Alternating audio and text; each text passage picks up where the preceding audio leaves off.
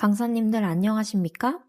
오늘은 인천을 담다 늘봄 강사 연수 중 두 번째 시간인 3, 4차 시 나만의 그릇을 만들어요에 대한 연수를 실시하고자 합니다.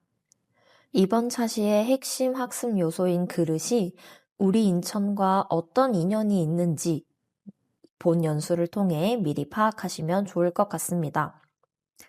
이번 차시는 바로 서구에 위치하고 있는 녹청자 박물관과 연계하여 개발된 차시입니다. 강사님들께서는 녹청자라는 그릇에 대해서 들어보신 적 있으실까요? 이후 이어지는 페이지에서 추가로 설명드리겠지만 인천 서구 경서동은 1000년 전 고려시대부터 녹청자를 굽던 대규모 가마터가 있던 곳입니다.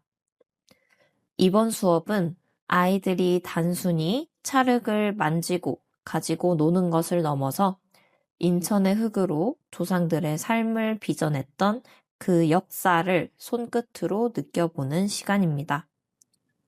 활동은 다음과 같은 흐름으로 구성되어 있습니다. 활동 1. 어디에 쓰는 그릇일까요?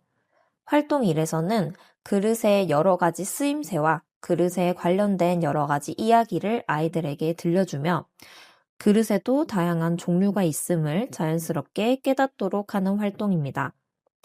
활동 2. 투박한 아름다움 녹청자. 방금 말씀드린 아이들에게 생소할 수도 있는 녹청자라는 그릇의 특징과 역사에 대해서 간단하게 소개하고 관련 사진들을 관찰해보며 어떤 특징이 있는지 발견해보는 활동입니다.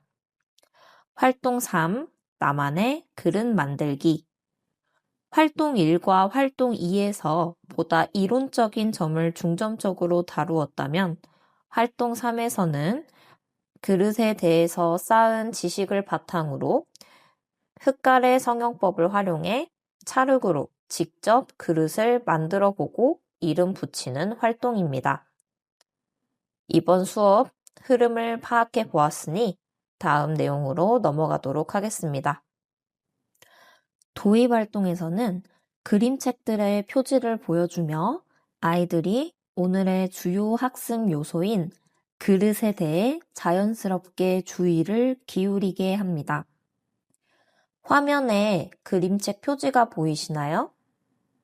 무엇이 보이시나요?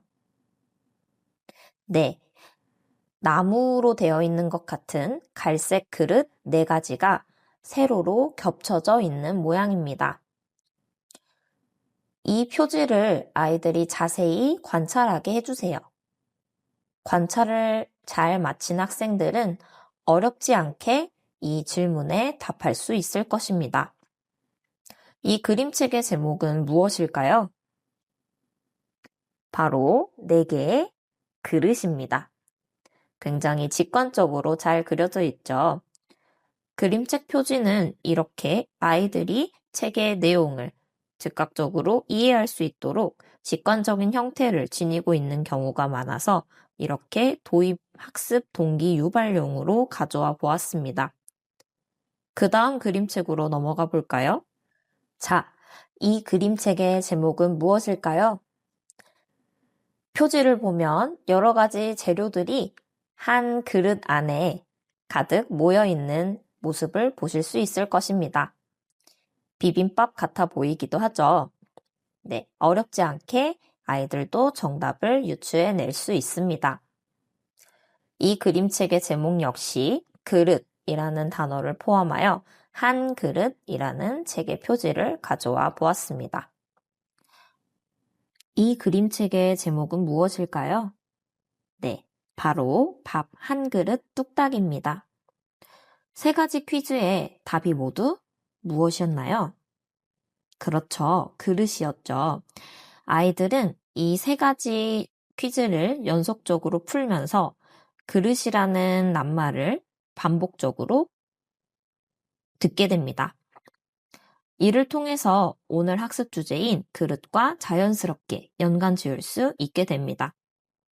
강사님들께서도 우리가 방금까지 풀어본 퀴즈를 통해서 오늘 무엇을 배울 것 같은지 생각해 볼까요? 라는 발문과 함께 아이들이 스스로 학습 주제에 대해서 떠올려 보고 이를 통해 흥미를 높일 수 있도록 해주시면 좋을 것 같습니다.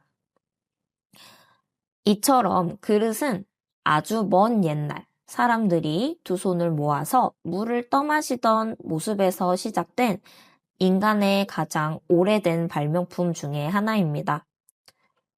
두 손을 모으면 오목하게 손바닥 부분이 들어가면서 물을 담을 수가 있죠. 그 모습에서 차가 나요. 사람들은 처음에는 나뭇잎이나 커다란 조개 껍데기를 그릇으로 썼지만 시간이 지나면서 흙을 구워 단단하고 더 튼튼하게 만드는 법을 알아내며 지금의 모습으로 변해왔습니다. 그릇은 단순히 음식을 담는 물건을 넘어서 우리가 먹는 소중한 음식들이 밖으로 새어나가지 않게 지켜주거나 아니면 형태를 유지할 수 있도록 주변을 감싸주는 역할도 합니다. 학생들에게도 주변에서 어떤 그릇을 본 적이 있는지, 그리고 그 그릇은 언제 사용하던 그릇인지 자유롭게 손을 들고 발표하게 해주세요. 급식 시간에 밥을 받아서 먹는 식판도 그릇의 일종일 만큼 우리 주변에는 무궁무진한 종류의 그릇이 있습니다. 그릇은 모양에 따라 제각각의 이름과 쓰임새를 지니고 있습니다. 국을 담는 깊은 그릇은 대접, 반찬을 놓는 넓은 모양의 그릇은 접시, 물을 담기 위해서 만들어진 작은 그릇은 잔 또는 이제 외국에서 들어온 말이지만 컵이라고 부르기도 합니다. 이처럼 그릇마다 저마다의 성격이 있어서 어떤 그릇은 본인의 용도에 따라 뜨거운 국물을 잠을 담기 위해서 혹은 시원한 음식이 계속 시원할 수 있도록 지키기 위해서 여러 가지 특징을 가지고 설계되기도 합니다. 그렇다면 학생들에게는 이렇게 그릇이 여러 가지 쓰임새가 있다고 설명해 주시면 좋겠죠. 그릇은 만드는 재료에 따라서 흙으로 만든 도자기, 나무로 깎은 목기, 반짝이는 유리나 단단한 금속으로 만든 유리 용기나 금속 용기 등 아주 다양하게 나뉩니다. 지금부터 학생들에게 여러 가지 종류의 그릇의 사진을 보여줄 겁니다. 그리고 각각의 그릇이 어떤 용도로 쓰이고 어떤 재료로 만들어졌는지 하나하나 짚어주시면서 설명해 주시면 됩니다. 원래는 퀴즈로 만들어진 페이지라서 아이들에게는 사진이 먼저 뜨고 그 다음에 그릇의 용도와 이름이 소개되는 형식이지만 지금은 강사님들을 대상으로 하고 있는 연수이기 때문에 사진과 그릇의 명칭을 동시에 보여드리도록 하겠습니다. 그렇다면 사진을 보고 그릇의 쓰임새를 한번 알아볼까요? 이 사진은 제사를 지낼 때 사용하는 제기입니다. 사실 제기는 나무로 만들어진 것도 있고 이렇게 놋그릇처럼 금속으로 되어 있는 경우도 있습니다. 우리가 제기차기를 할 때 이용하는 제기랑 글자의 모양이 같죠. 아이들에게도 그런 예시를 풍부하게 들어주시면서 보여주시면 좋을 것 같습니다. 이것은 밥을 담기 위해 만들어진 밥그릇입니다. 밥그릇도 종류나 재료가 굉장히 다양한데요. 요즘은 일회용품으로 종이로 만든 밥그릇까지 등장하기도 하죠. 사진에 나와 있는 밥그릇은 금속으로 만들어진 것 같습니다. 학생들에게 집에서 사용하는 밥그릇은 어떤 재료로 만들어졌을 것 같은지 생각해 보도록 질문해 주세요. 다음은 신선로입니다. 요즘 신선로에 담겨 있는 음식을 접하기에는 아이들에게 조금 생소할 수도 있을 것 같아요. 저는 가장 최근에 신선로를 보았던 기억이 신선로에 담겨 있는 망고빙수 먹었을 때였거든요. 그래서 이렇게 보글보글 뜨거운 탕을 끓여 먹기 위해서 만들어진 그릇이지만 때때로 거기다가 이렇게 빙수 같은 시원한 음식도 담아 먹을 수 있다고 인터넷에 검색하셔서 그런 사진 자료나 영상 자료랑 같이 보여주시면 아이들이 조금 더 이해하기 쉬울 것입니다. 다음으로 넘어가 보겠습니다. 자, 다음은 떡을 쪄먹는 시루입니다. 항아리 같이 생기기도 했죠. 요즘 시루는 금속이나 이런 걸로 만들어지기도 하는데 전통적으로 사용하던 이제 항아리에 가까운 그런 시루의 사진입니다. 그래서 생긴 것만 보고 용도를 알아맞추는데 아이들이 굉장히 재밌게 참여합니다. 자, 그 다음은 우리나라 전통 그릇인 항아리입니다.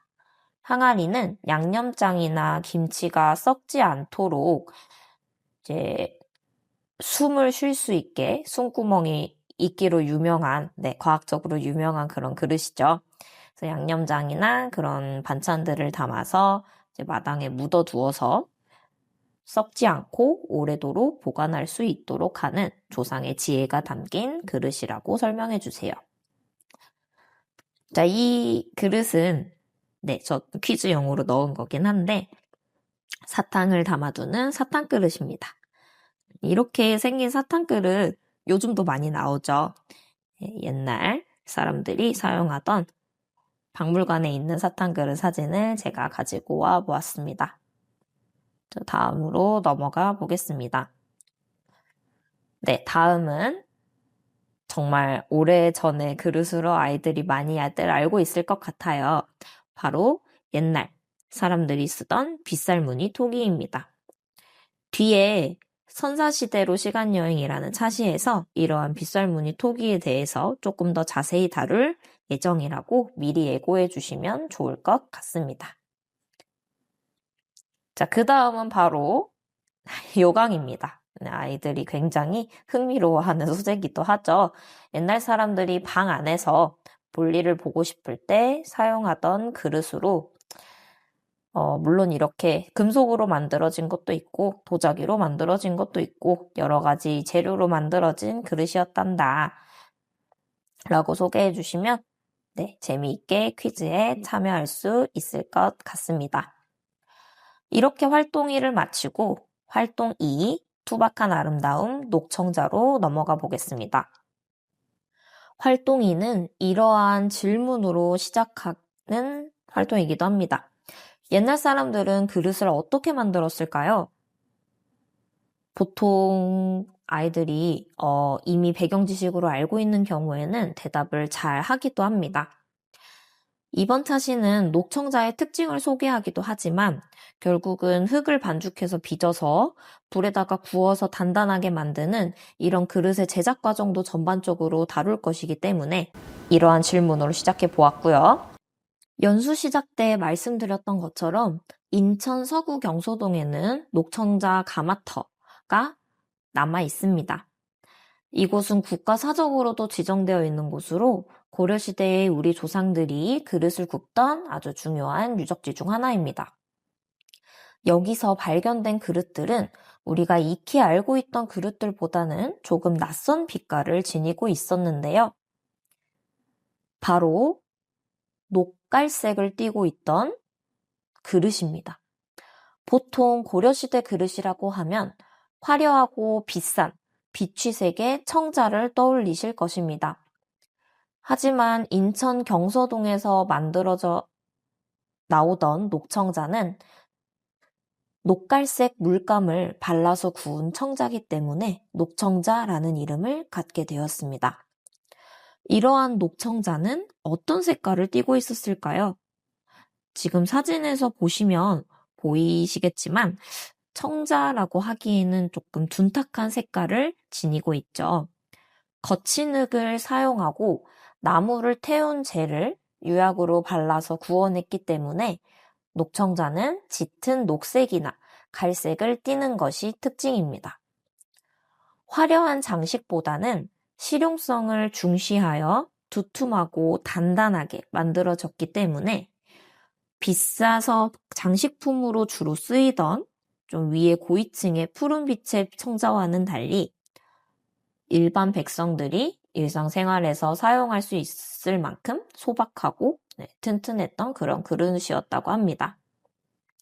거친 환경에서도 잘 깨지지 않았으며 그릇 표면에 새겨진 여러 가지 소박한 무늬들은 구름, 꽃, 물결 등 자연에서 가져와 옛날 조상들의 미적 감각이 녹아 있음을 알 수 있었습니다.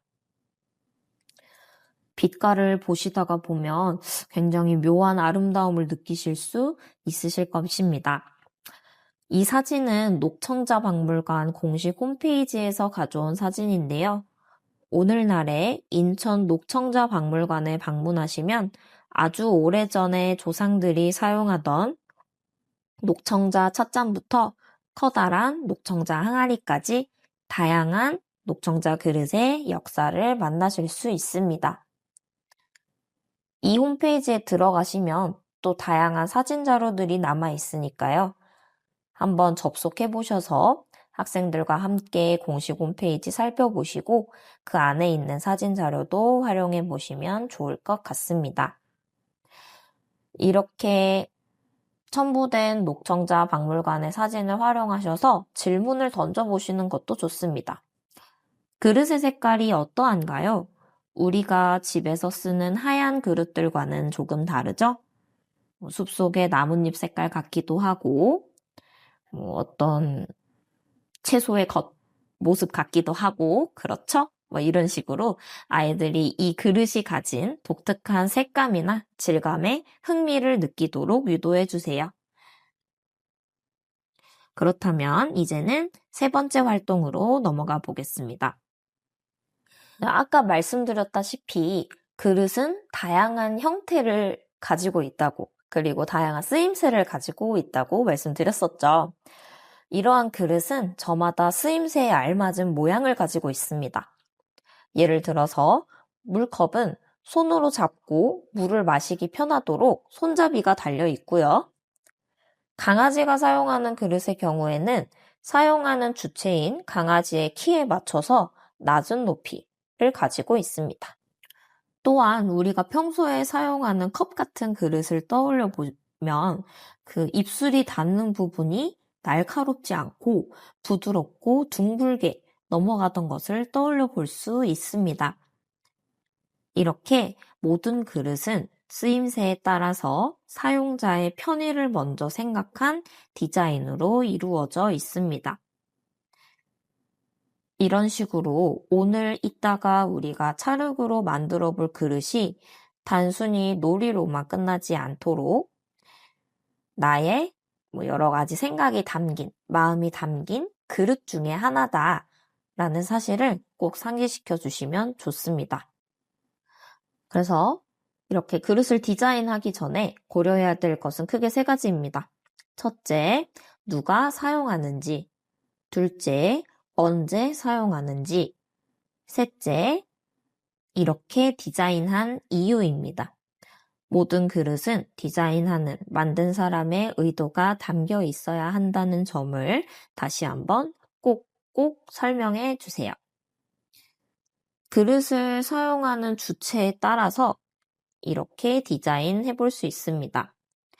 이 예시 그림은 이제 우리 집 강아지가 물을 마실 때 사용할 수 있는 그릇인데 고개를 숙여서 마시면 힘드니 고개를 숙이지 않고 서 있는 상태로 위에 있는 물을 마시고 아래 간식을 넣을 수 있는 그런 서랍을 만들어서 우리 집 강아지만을 위한 맞춤 그릇을 디자인한 사례입니다.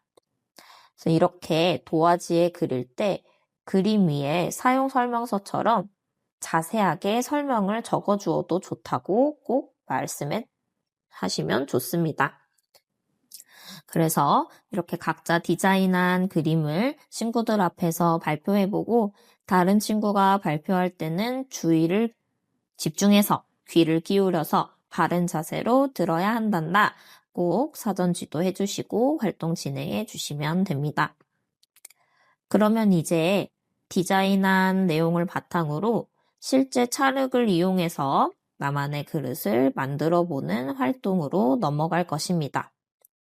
아마 학생들이 가장 기대하고 바라던 활동이기도 할 것입니다. 저희가 사용할 방법은 흙가래 성형이라는 성형 방법입니다. 영어로는 코일링 기법이라고도 합니다. 흙가래라는 명칭에서 알 수 있듯이 흙가래를 만들어 주어야 합니다. 찰흙을 가래떡처럼 길고 가늘게 말아주세요.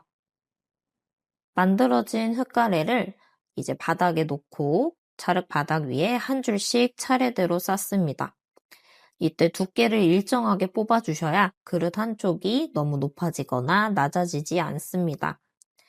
쌓은 흙가래의 사이사이 틈을 손가락이나 도구로 문질러서 표면을 매끄럽게 다듬어 주시면 훨씬 그럴듯한 그릇이 됩니다. 바깥쪽 위주로 다듬어 주시고요. 하시고 나서 이제 시간 있으시면 안쪽도 다듬어 주시면 좋습니다. 그리고 나서 마지막에 표면을 다듬고 장식하면 마무리됩니다. 저희는 높은 온도에서 굽는 그런 그릇 만들기는 아니기 때문에 학생들이 본인이 디자인한 내용을 바탕으로 좀 가깝게 만들 수 있도록 지도해 주시면 됩니다. 실습 영상으로 보면서 추가로 말씀드리도록 하겠습니다. 네, 찰흙 이용해서 그릇 만들기 실습 보여드리도록 하겠습니다. 흙가래 성형의 경우 이제 바닥이 되어줄 판 모양을 만들어 주어야 하는데 저는 바닥이 둥그런 그릇을 만들기 위해서 이렇게 동그랗게 판을 만들어 주었고요. 자기가 만들 그릇의 모양에 따라 판 모양은 다르게 해주시면 됩니다. 자, 그 다음은 흙가래를 길게 뽑아주셔야 하는데 제가 좀 시간이 오래 걸리는 것 같아서 배속해서 보여드리겠습니다. 그래서 흙가래를 만드실 때 중요한 점은 두께를 일정하게 만들어야 한다는 점입니다. 그래서 저는 지금 찰흙판이 조금 흔들려서 만드는데 좀 어려웠는데 이렇게 양옆으로 조금씩 살짝씩 늘려가면서 바닥에 굴려주시면 길다란 흙가래가 뽑힙니다. 자기가 만들 그릇의 크기에 따라서 흙가래의 두께나 길이는 달라질 수 있습니다. 그래서 만들어진 흙가래를 이렇게 판의 가장자리에 굴려서 붙여줄 건데요. 이렇게 한 줄 먼저 만들어서 붙여주고 그 다음에 두 번째 줄을 이어서 붙여주셔야 합니다. 이게 귀찮아서 중간에 안 끊고 계속 돌리시다 보면 그릇 쌓을 때, 흙가래 이렇게 쌓을 때 높이가 조금씩 안 맞는 경우가 있거든요. 그래서 한 바퀴 돌리고 끊어주시고, 그 다음 바퀴 돌리고 끊어주시고, 그 다음 바퀴 돌리고 끊어주시는 방법으로 해주시면 좋습니다. 그래서 저는 마무리 하려다가 끝에 조금 모자라서 흙가래 추가로 만들어 주었고요. 이렇게 돌려서 마지막 층까지 올려주고 필요 없는 부분은 뜯어버리겠습니다. 이렇게 흙가래들이 올려졌으면요. 다음은 이제 중간 매무새를 문질러서 하나로 합쳐주는 과정이 필요한데요. 지금 보시면 제가 아래 판이랑 쌓아 올린 흙가래들을 손가락으로 문질러서 이제 하나의 면으로 합치고 있는 것을 보실 수 있습니다. 그래서 이때 문지르실 때 그릇의 모양이 망가지지 않도록 아래서부터 이렇게 끌어올려서 이음새를 메꿔준다는 생각으로 해주시고요. 이렇게 엄지손가락으로 문지르시는 게 제일 간편하고요. 이따가 보여드릴 건데 이제 다른 도구, 찰흙할 도구 같은 거 사용하셔도 됩니다. 네. 이렇게 꼼꼼하게 하실 때 바닥이랑 떨어질 수도 있어요. 그럼 그 부분도 다시 이제 물 묻혀서 문질러 주시면 금방 붙으니까 꼼꼼하게 신경 써서 붙여주시면 됩니다. 네, 이렇게 겉면은 다 완성이 됐고요. 이제 안쪽 면을 문질러 줄 건데 손가락이 잘 안 경우가 있더라고요. 그러면 이렇게 손으로 옆에를 잡아주고 이제 이런 주걱으로 안에서부터 긁어서 1차적으로 메꿔주시고 그 다음에 부족한 부분을 손가락으로 마저 이어주시면 됩니다. 이제 저는 벽이랑 바닥이 꼼꼼하게 붙었으면 좋겠어서 좀 여러 번 만져보았는데요. 아이들도 이런 식으로 이런 쪽을 신경 써야 튼튼한 그릇을 만들 수 있다고 꼭 설명해 주셨으면 좋겠습니다. 네. 그래서 이렇게 들어서 바닥면이랑 한 번 더 붙여주시고요.